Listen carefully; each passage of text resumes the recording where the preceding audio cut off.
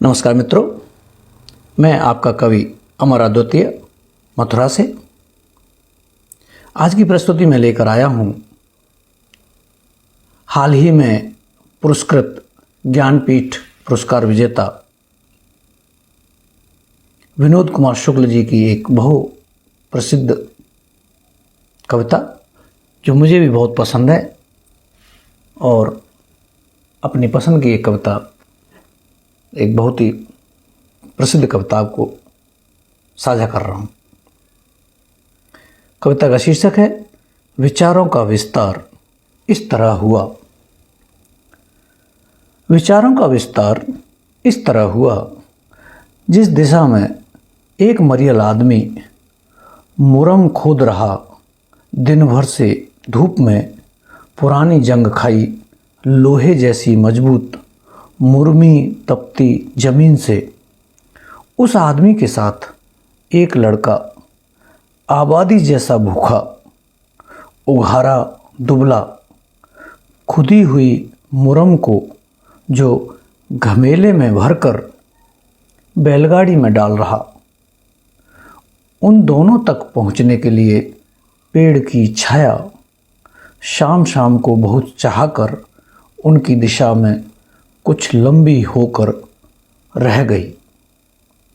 बुलबुल तो गाने वाला, भूरे रंग का फूल, खंजन मैना भी पेड़ में इसलिए तोड़ गई। दुख हुआ हरे भरे पेड़ से कि पत्तियां सैकड़ों आकर बैठ गई होंगी झुंड में चिड़ियों के साथ। हरी पत्तियों का बसेरा वह जो अब इसलिए पेड़ हरा, एक पत्ती एक चिड़िया लगी। पीली पत्ती जो पेड़ से अलग हुई हवा में गिर पड़ी, चिड़िया पीली, एक पत्ती गई, एक पत्ती की छाया गई। पेड़ में स्थिर बैठी चिड़िया पेड़ के हिस्से के समान, और पेड़ पर बैठने के लिए कहीं दूर उड़ती चिड़िया भी पेड़ का उगा हुआ विस्तार। हवा में उड़ता सीटी सी बजा उछल हुआ। एक चिड़िया की छाया गई, एक चिड़िया गई, एक चिड़िया की छाया गई। पेड़ की छाया टुकड़े टुकड़े चिड़ियों की छाया होकर चली गई चिड़ियों के साथ। उड़कर चली जाएगी हरियाली, हरी पत्तियों का झुंड, हरी झाड़ी, असंख्य बीज चिड़ियों के झुंड के साथ। भरी नदी के किनारे जंगलों में बाकी होगा ठूंठ। इस चटियल मुरमी मैदान पर हरियाली हुई, हरियाली की छाया गई।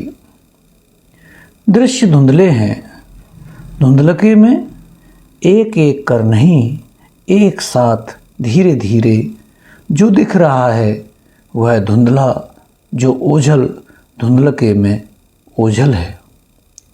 चिड़िया बहुत छोटी, धुंधला आकाश भी, धुंधला एक तारा, धुंधलके में शाम का, पर दूर से आती हुई ओझल बैलगाड़ी के बैलों की घंटी की आवाज़। कहाँ धुंधली, इसीलिए तो एक बारगी दिखने वाली शाम के तारे पर दृष्टि गई कि घंटी वही तारा है, धुंधलके आसमान के गले में कांसे की। पर जितना बड़ा गला आसमान का, उस हिसाब से घंटी छोटी है। चंद्रमा ठीक है, आसमान छुट्टा, पता नहीं किसने छोड़ा। आसमान छुट्टा, पता नहीं किसने छोड़ा, जुगाली करता हुआ पसरा सारी दुनिया की हरियाली में।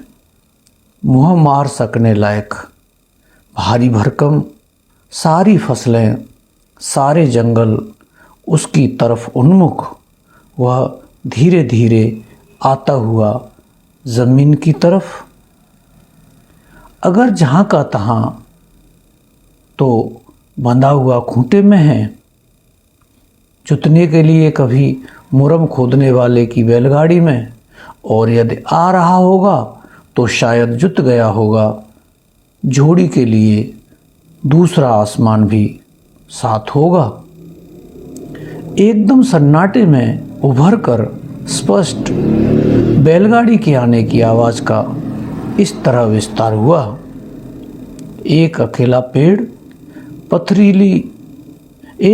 पेड़ पथरीले मैदान पर निपट अकेला होता है, अंकुर से होकर सूख जाने तक। उसी जगह वहीं हिलता डुलता पिंजड़े में एक हरा तोता जैसा दो पेड़ ज़्यादा से ज़्यादा पिंजड़े में जोड़े जैसे होंगे। सब तरफ जाने के लिए पेड़ का कदम अगला एक दूसरा पेड़ ही होगा। एक पेड़ का आगे बढ़ते जाने का मतलब सिलसिला पेड़ों का संगठन की हरियाली का सुख। पहाड़ जैसा स्थायी रुका हुआ बढ़ जाता है दीवाल की तरफ, श्रेणियों में संगठित। सतपुड़ा की श्रेणी विंध्याचल संगठित हों हम भी, पर नहीं छोड़नी हमको खैबर की घाटी, खाली कोई जगह हिमालय से बेहतर। बाहर यदि कहीं धूप में टंगा तोते का पिंजरा, तब भी पिंजड़े के अंदर होता है। ऊपर से पिंजड़े की छाया के अंदर तोते की छाया होगी। पिंजरे की छाया में एक कटोरी की छाया, मिर्ची की छाया अधखाई होगी। बैलगाड़ी के आने की आवाज़ का और विस्तार। हरे भरे पेड़ को हरा भरा पेड़ सोचने का अभ्यास होना चाहिए। हरे भरे पेड़ को हरा भरा पेड़ सोचने का अभ्यास होना ज़रूरी है। पेड़ दिख रहा है धुंधलके में, पर हरा भरा है। रात में भी हरा भरा होगा। हरियाली के विश्वास का विस्तार नन्ही चिड़िया से होगा। एक पेड़ से दूसरे पेड़, इस मोहल्ले उस मोहल्ले, एक छोर से अंतिम छोर, बिजली के तार, टेलीफोन के खंभे, कुएं की मुंडेर, रहट, इस तरफ उस तरफ, कारखाने, दफ्तर, गौरैया घर घर, आने वाली बैलगाड़ी के पहिए की यह घरर घरर आवाज़।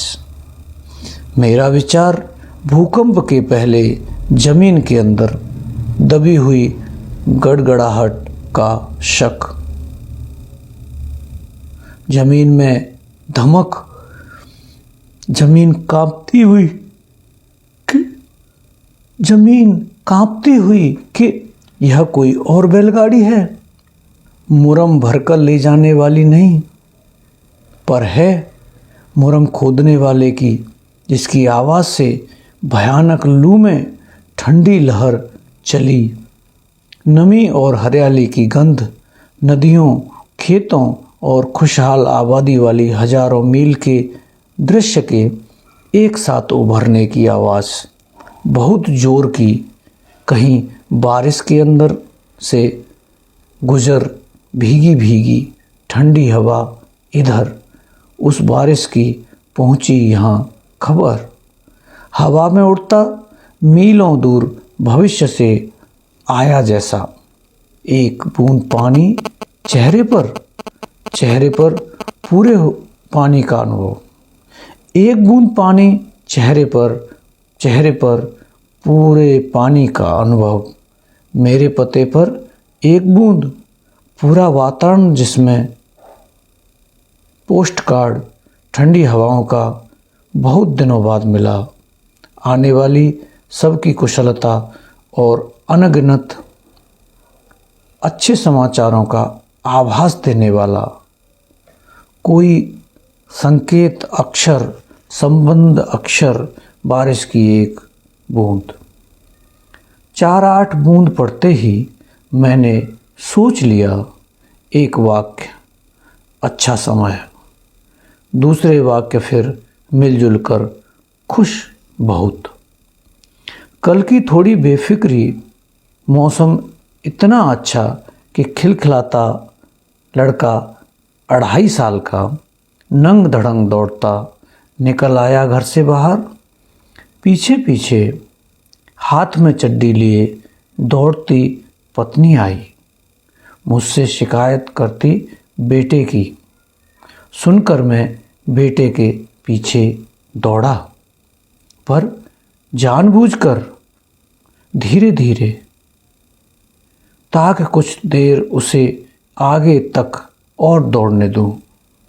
उसके पीछे धीरे धीरे मैं दौड़ूं, पत्नी भी दौड़े। बुढ़ापे में बेटे के पीछे दौड़ नहीं पाएंगे, पर जहां वह होगा साथ साथ वहां होंगे आगे आगे। मौसम इतना अच्छा। इसी तरह बूंदाबांदी कुछ देर मैं लिखता रहा। आने वाली बैलगाड़ी में, कुछ देर मैं लिखता रहूं। आने वाली बैलगाड़ी में जुते होंगे अड़ियल बैल से बुरे दिन। मजबूत पुट्ठे के भारी सींग, तेल में चमकते काले बैल, काले दिन। पसीने से भीगे सुमेला तोड़ने की कोशिश, गाड़ी उल्टा देने की फिराक, पर काबू में होंगे हाँकता होगा मुरम खोदने वाला, और हाँकता होगा मुरम खोदने वाला, और खड़ा होगा बाजू में लड़का ललकारते हुए बैलों को ताकत से पूंछ मरोड़। हई हई बैला संभल, गड़बड़ करने से डर, जल्दी चल आगे बढ़। मजबूत विशाल संगठन की ताकत से धीमे धीमे बढ़ती हुई बैलगाड़ी, परंतु भविष्य के अच्छे समय को लाद कर पहुंचने के लिए वाली गति। लदा हुआ टूट फूट कर पहाड़ वह गाड़ी के एक कोने में जो जिंदगी के रास्ते में अड़ा है, रास्ता जिससे मात्र कुछ कदम चारों तरफ, रास्ता एक कमरा जैसा बल्कि गुफा जैसा चट्टानों से बंद। टूटने से पहाड़ के निकल आया बाहर होगा, पहाड़ जैसे वजन से सैकड़ों साल का पिछड़ा दबा हुआ गरीब, छोड़कर पीछे अपनी पुरातत्व हुई गरीबी। सारे उसके अवशेष, खंडित पैर, टूटी नाक, टूटी भुजा, बचा हुआ धड़ पेट के साथ शामिल होते। बारिश की दुनिया में अपनी मजबूत भुजाओं से ताकतवर कंधे पर लेकर हल मेड़ों से उतर खेतों पर, और बैलगाड़ी में होंगे हंसते अपने सब मुस्काते। गरीब बुलबुल, गरीब खंजन मैना, गरीब गौरैया, औरत, बच्चे, बूढ़े। एक बच्चा जो बैठा होगा टूटे पहाड़ के ढेर की चोटी पर, पूछेगा दादा से, पहाड़ को फेंक क्यों नहीं देते गाड़ी से नीचे? पहाड़ को फेंक क्यों नहीं देते गाड़ी से नीचे मुरम की खदानों में? अरे नहीं, दादा बोलेंगे, रास्ते में जगह जगह आदमियों की उत्सुक भीड़ मिलेगी।